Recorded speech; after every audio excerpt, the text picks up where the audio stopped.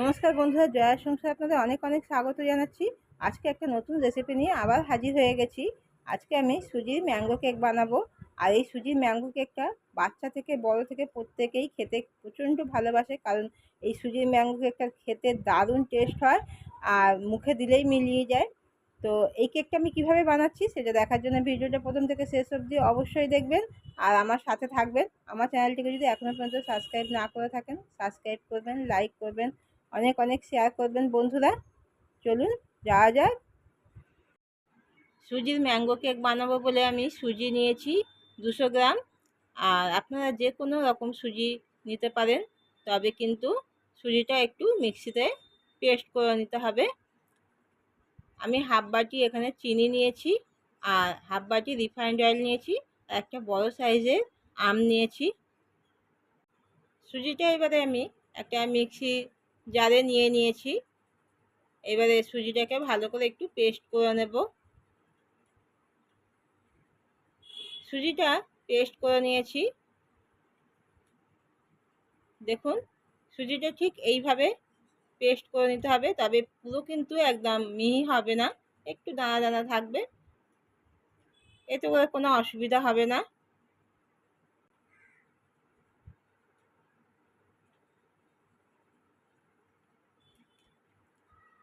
সুজিটা আমি একটা বড় বাটিতে ঢেলে নিচ্ছি।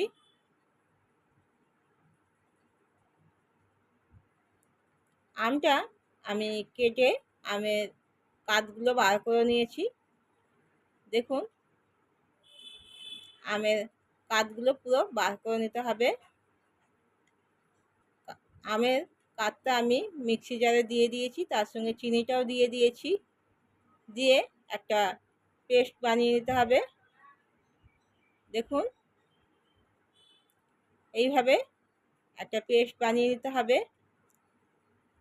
এবারে আমি সুজিটা একটা বড় বাটির মধ্যে নিয়ে নিয়েছি, যাতে করে ফেটাতে একটু সুবিধা হয়। সুজির মধ্যে আমি আমের কাঠটা দিয়ে একটু মিশিয়ে নিচ্ছি।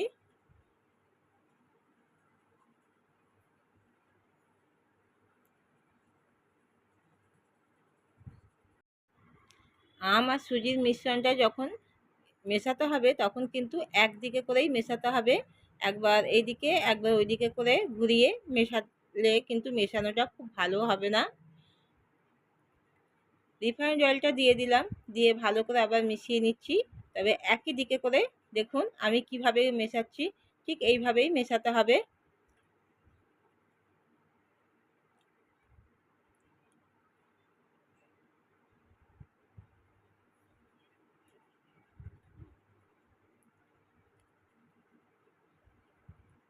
মেশানো হয়ে গেলে এবারে আমি দুধটা দিয়ে দিচ্ছি। দুধটা কিন্তু জাল দিয়ে আমি ঠান্ডা করে রেখেছি, তবে ফ্রিজে ঠান্ডা দুধ ব্যবহার করবেন না, আর গরম দুধও দেবেন না। নর্মাল যে দুধটা ঘরে টেম্পারেচারে থাকা, সেইটাই দেবেন। দুধটা দিয়ে আবার ভালো করে মিশিয়ে নিলাম। দেখুন, ব্যাটারের ঘনত্বটা ঠিক এরকম থাকবে। ব্যাটারটা এবার আমি আধ ঘন্টার জন্য রেস্টে রেখে দেবো, এতে করে সুজিটাও অনেকটা ফুলেও যাবে। ততক্ষণে আমি কড়াটা ফ্রি হিট করে নিচ্ছি, আর কড়ার মধ্যে আমি কিছুটা পরিমাণে নুন দিয়ে দিলাম। নুনটা একটু চারিদিকে এইভাবে বিছিয়ে দিতে হবে। দিয়ে গ্যাসটা একটু জোরে করে আর একটা থালা ঢাকা দিয়ে দিলাম। এদিকে আমি যেই বাটির মধ্যে কেকটা বসাবো, সেই বাটিটা রেডি করে নিচ্ছি। আপনাদের কাছে যে কোনো রকম বাটি থাকুক না কেন, সেই বাটিতেই আপনারা কেকটা বসিয়ে নিতে পারবেন।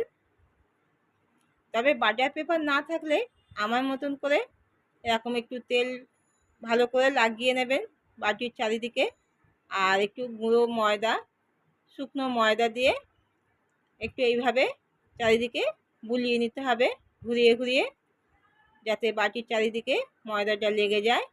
আর বাকি যে বাঁচা ময়দাটা, সেটা ঝেড়ে ফেলে দিতে হবে। দেখুন, এইভাবে করে নিলে কেকটা খুব সুন্দরভাবে বেরিয়ে আসবে। আর যাদের বাটার পেপার আছে, তারা বাটার পেপার দিয়েও কিন্তু কেকটা রেডি করে নিতে পারবেন। দেখুন আধ ঘন্টা পরে ব্যাটারের ঘনত্বটা দেখুন কতটা মোটা হয়ে গেছে, আর সুজিটাও কিন্তু অনেকটাই ফুলে গেছে।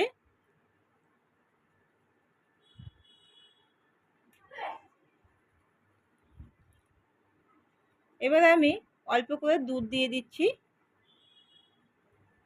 দুধটা দিয়ে আবার ভালো করে একবার মিশিয়ে নেব।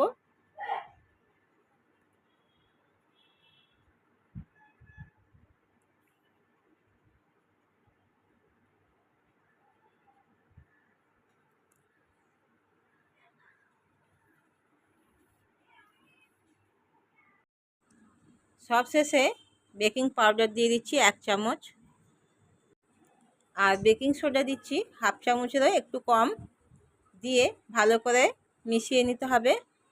তবে আপনাদের কাছে যদি বন্ধুরা বেকিং পাউডার বা বেকিং সোডা না থাকে তাহলে কিন্তু আপনারা ইনো ব্যবহার করতে পারেন।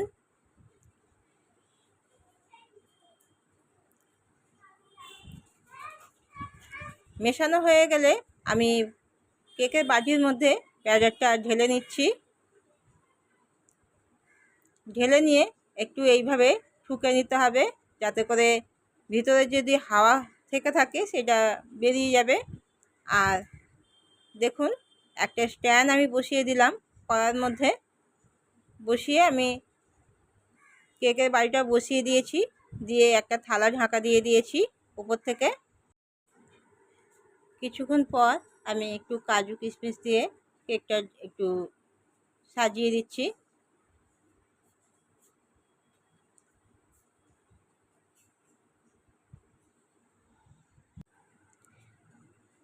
এবারে কিশমিশগুলো দিয়ে একটু সাজিয়ে দিচ্ছি, এতে করে দেখতে সুন্দর লাগবে কেকটা।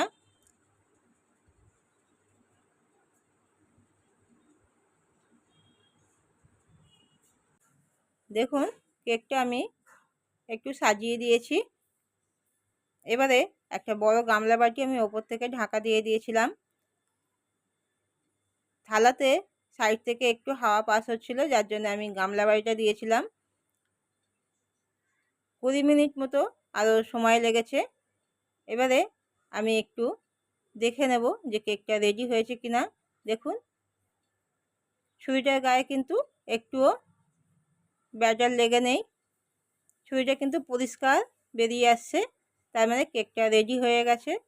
এবারে কেকটা আমি নামিয়ে নেব। দেখুন কেকটা নামিয়ে নিয়েছি, আর নামিয়ে একটু ঠান্ডাও করে নিয়েছি।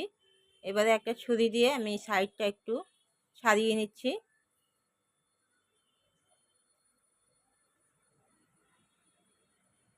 একটা প্লেট ওপর থেকে এইভাবে ঢাকা দিয়ে কেকটা উল্টে নিতে হবে, আর এইভাবে একটু হাত দিয়ে ঠুকে নিলেই কেকটা খুব সহজেই বেরিয়ে আসবে।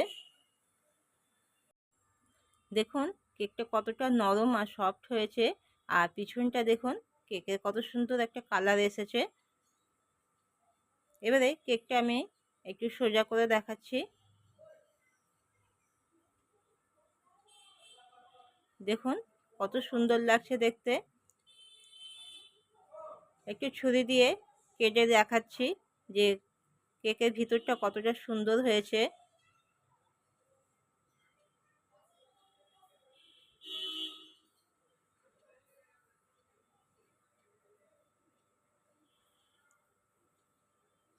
দেখুন কত নরম আর সফট আর কত সুন্দর জালিদার কেক হয়েছে।